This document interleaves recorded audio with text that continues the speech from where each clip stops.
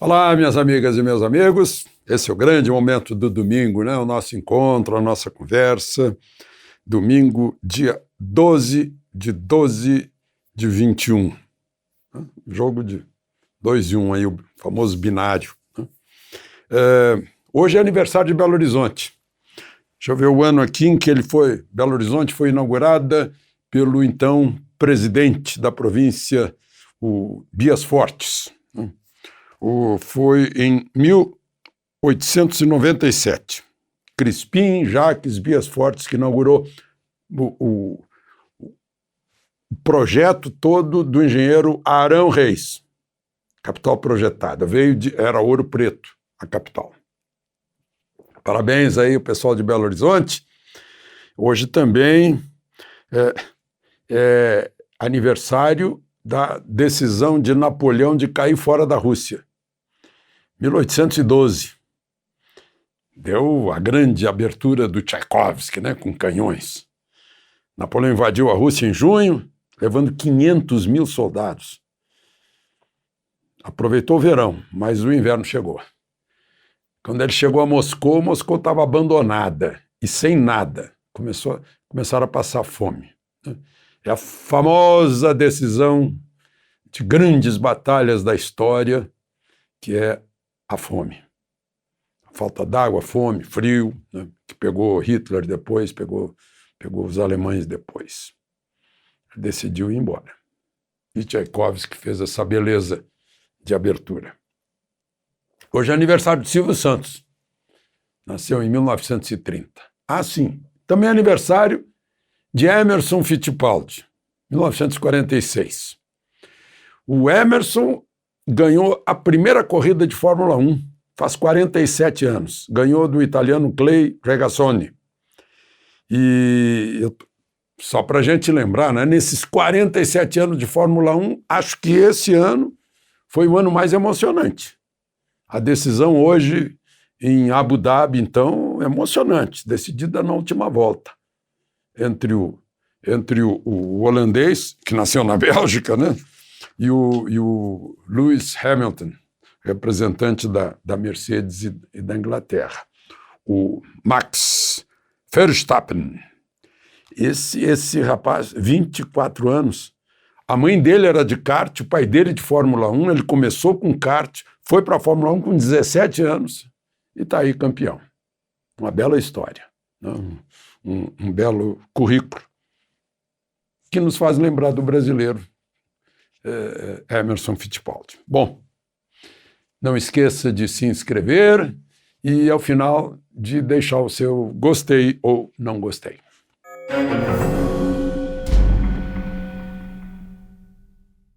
Bom, gente, primeiro assunto de hoje. Ei, Brasil, né?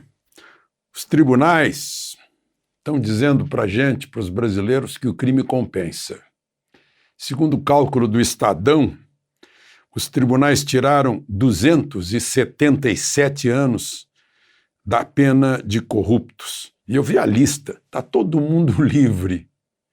Os que foram presos não estão mais, né? O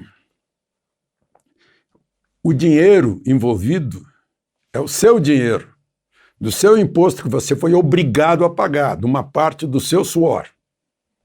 Foi esse dinheiro. Eu acho que isso é crime hediondo, mas tiraram 26 anos de Lula, 38 anos do Eduardo Cunha, 14 anos do Sérgio Cabral, para quem ainda sobram ou faltam 385 anos. Aí a gente lembra também do julgamento lá da Boate Kiss. 9 anos depois, 242 mortos, 600 e tantos feridos. Foram condenados 4.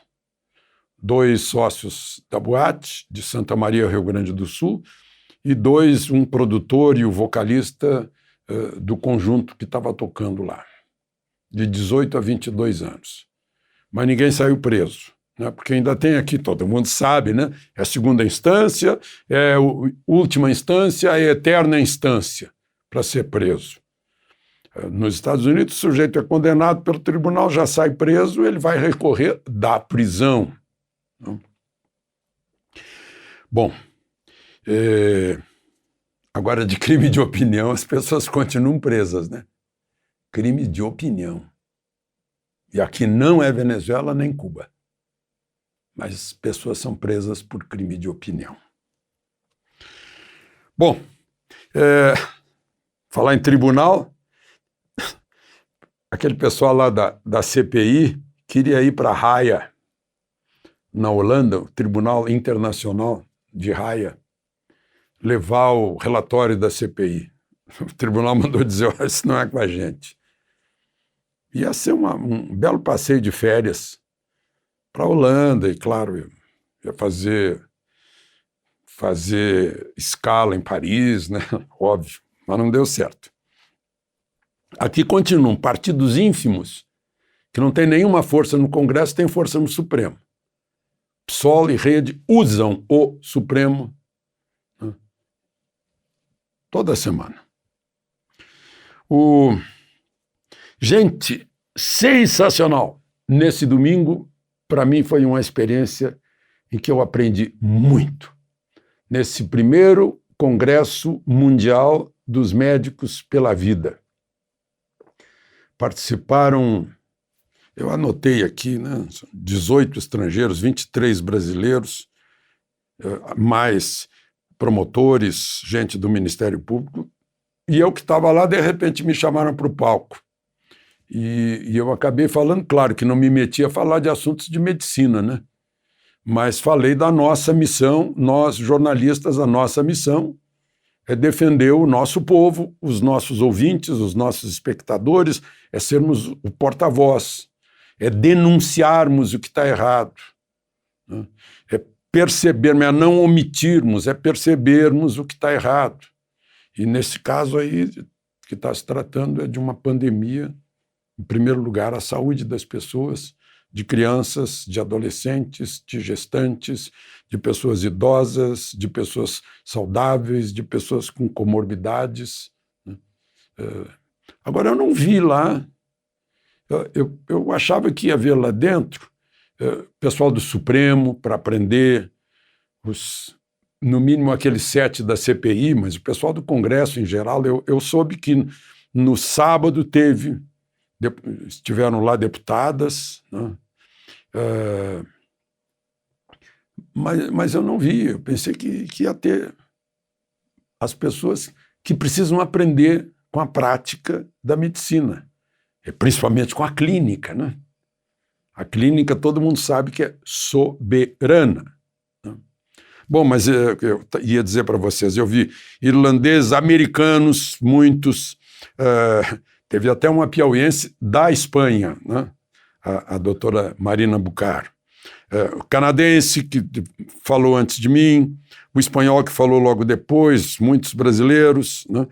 Teve da Bolívia, da África do Sul, do Zimbábue, da Índia, da França, da Tanzânia, da Rússia, da Itália, da Inglaterra, com informações altamente valiosas, como, por exemplo, aquele exame de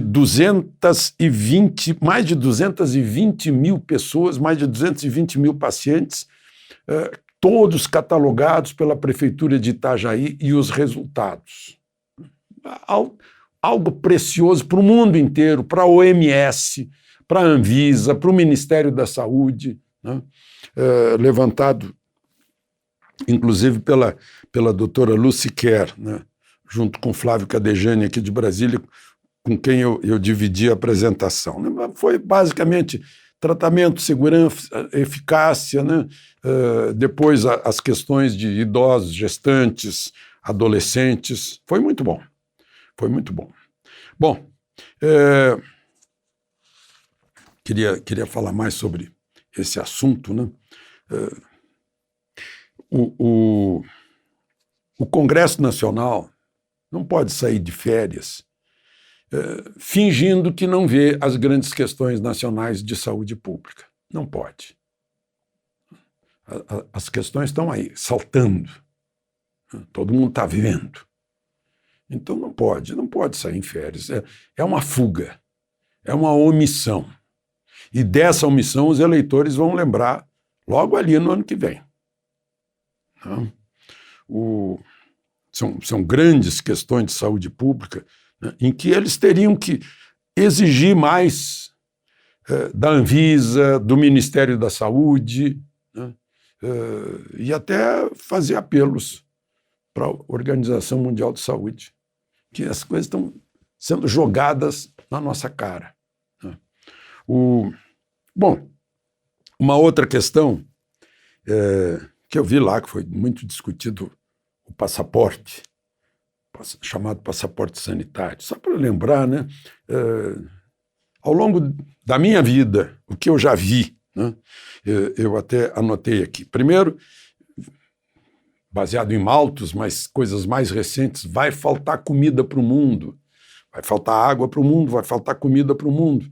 Aí veio a Revolução Agrícola, né, e mostrou que nós sabíamos alimentar o mundo, inclusive nós brasileiros. Ia faltar comida para o mundo. Depois eu presenciei a Guerra Fria, podia a qualquer momento alguém em Moscou ou em Washington apertar o botão vermelho e explodir o mundo, né, numa guerra atômica. Eu passei por esse medo. Né. Depois veio, eu lembro assim, do buraco de ozônio, depois veio o aquecimento global, né, que ninguém olhou os ciclos de aquecimento do Sol, dos oceanos, que vai desde que o mundo existe, né? Mas aí mudaram de nome, passou a ser alterações climáticas, algo assim, né? Então, eu vi ontem que querem fazer, tem um plano de fazer uma barreira para o oceano não invadir a Baía da Guanabara, né? Essas coisas. E aí veio o coronavírus, né? Tem essa variante Ômicron, né? Então, tem gente que se aproveita disso para assustar as pessoas. E as pessoas assustadas, trata-se aí de controle social. É poder político sobre as populações. Populações assustadas ficam em pânico e o pânico, de certa forma, paralisa, imobiliza. Né? Então, gente, estamos em dezembro, vem aí o Natal, vem fim de ano, mas vamos pensar na saúde. De Brasília, Alexandre Garcia.